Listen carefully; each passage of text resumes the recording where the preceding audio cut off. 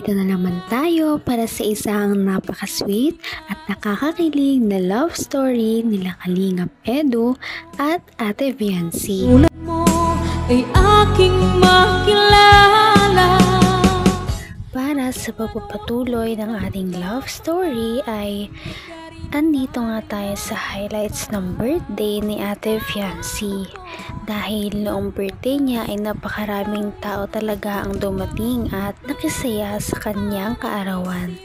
At ang araw na ito ay sobrang hindi talaga makakalimutan para sa lahat ng kanyang mga bisita, lalong-lalo na kay Viancy.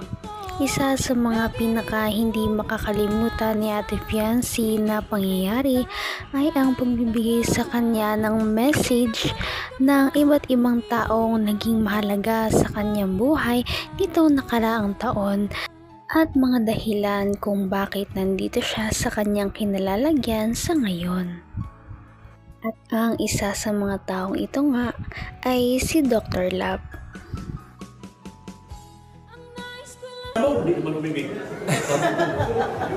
Ngayon, nung nakalapin na sila, natupad ang aking mga pangarap. At dito nagsimula ang magandang buhay ni Viancy dahil yan kay Ido. Si Ido po talaga ang naging dahilan. Wala siyang sponsor ng unang mga vlog namin, totoo lang. Wala po talaga. Naawa ako kay Viancy. Naawa din ako sa sarili ko. Ang ganda-ganda ng alaga ko, wala nang i-sponsor. Kaya, nung dumating si Ido sa buhay niya, ang daming sponsor na dumating. Nagpasalamat ako sa kanilang lahat.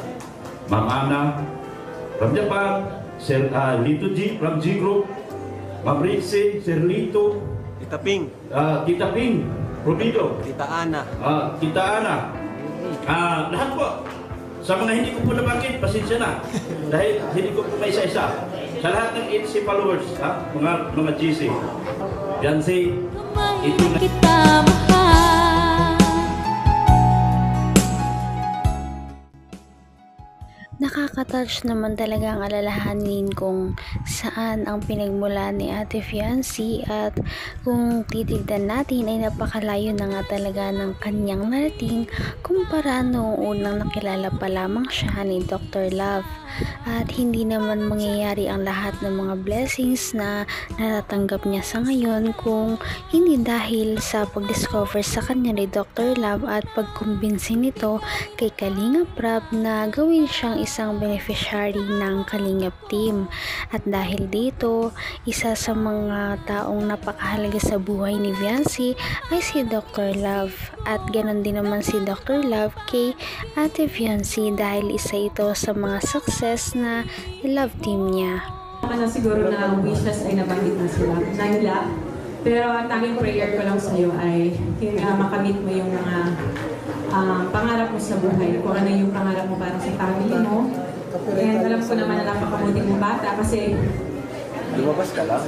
kasi kung paano ka natagpuan ng Kalingap noon, ikaw pa rin yung the same Viancy na na-meet ko doon before. Yung Viancy na tahimik, magalang, and very mapagmahal sa family. So hanggang ngayon yung pa rin yung nakikita, hanggang ngayon yung pa rin yung mga characters na nakikita ko sa iyo. At alam ko yun din yung mga characters na nakita ng mga taong nagmamahal sa iyo, na nagsusuporta. Kaya ipagpatuloy mo lang yan at mag-grow ka pa rin mag-grow ka ng be a better person pa para mas alam ko dahil ng panahon na magiging ka rin blessing sa mga tao na sa paligid mo. At pagpatuloy mo lang pagiging Stop! Hindi ko naman akalain na hindi ko rin inaasahan. Isa na rin sa mga malalapit sa kanya ay si Ate Jackie dahil isa nga ito sa mga nakakaalam kung ano ba talaga ang mga pinagdaanan ni Ate Viancy noon kahit bago pa man siya na-discover ng Kalingap team. At dahil dito, naging touchy talaga ang message ni Ate Jackie para kay Ate Viancy at marami talaga itong naalala ng mga bagay na talagang malapit nang makapagpaiyak kay Ate Viancy dahil nga sa lungkot na pinagdaraanan nila dati, ngunit masaya din naman talaga ang lahat na na-overcome na ni Viancy ang mga panahon na iyon. At ngayon ay mas marami ng blessings na dumarating sa kanyang buhay. Di po sa inyong lahat ng mga nandito ngayon sa nakisalok po sa kaarawan po ng anak ko. Ang tanging message ko lang sa iyo ng sana makapagtapos ka ng pag-aaral at bata ka pa, marami ka pang makakahalupilo ng mga tao sa mundo na iba-ibang ugali ng tao, pero sana ay magpakumbaba ka palagi sa sa araw-araw, sa buong buhay mo, kasi ang Panginoon laging nakaalalay sa atin mula noong na simula pa lang, di ba? Saka sana makapagtapos ka ng pag-aaral. Hindi po namin ina-expect ang ganitong selebrasyon talaga.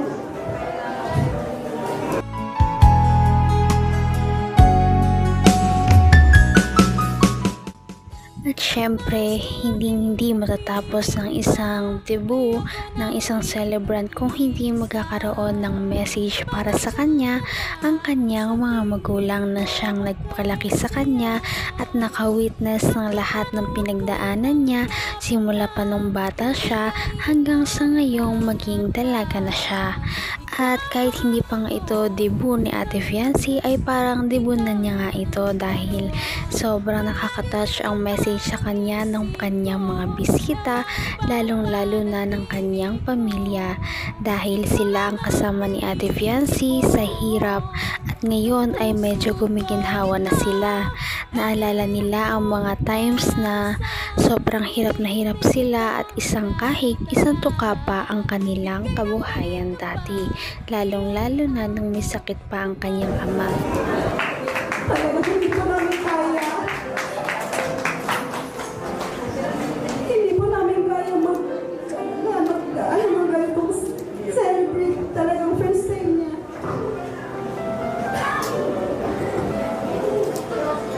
Sobrang na-appreciate namin lahat ng tulong ng Kalinga po. Maraming salamat sa Kalinga, kay Kuya at Ate Jack, sa mga kinig yan sa K-Boy, sa mga paghihirap ninyo, K-Boy, dahil ng K-Boy sa paghatid ng pagnasabahay ng mga tulong.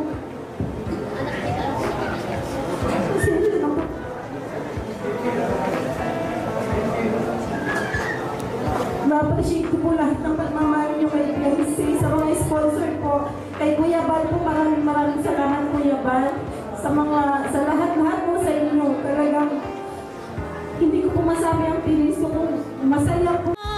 Hindi ka rin nag-alilangan pa, ikaw at ako.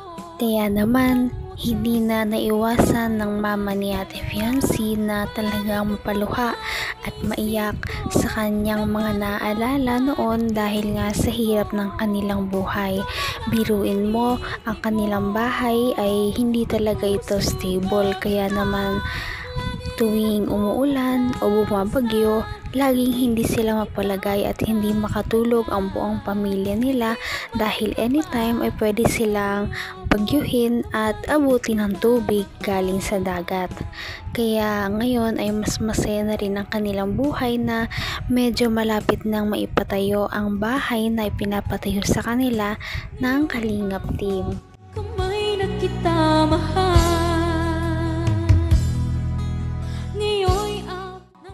Napaka-sweet talaga nila at napakabait ng tambalang ito, kaya maraming sumusuporta. Kaya naman, sana ipatuloy natin silang suportahan at mahalin si Fiancy, si Kalingap Edu at ang Kalingap team. Yun lamang at maraming salamat sa panonood. Abangan natin kung magkakatuluyan ba talaga si Kalingap Edu at Fiancy. Hanggang sa muli! Bye! Ngayon'y abot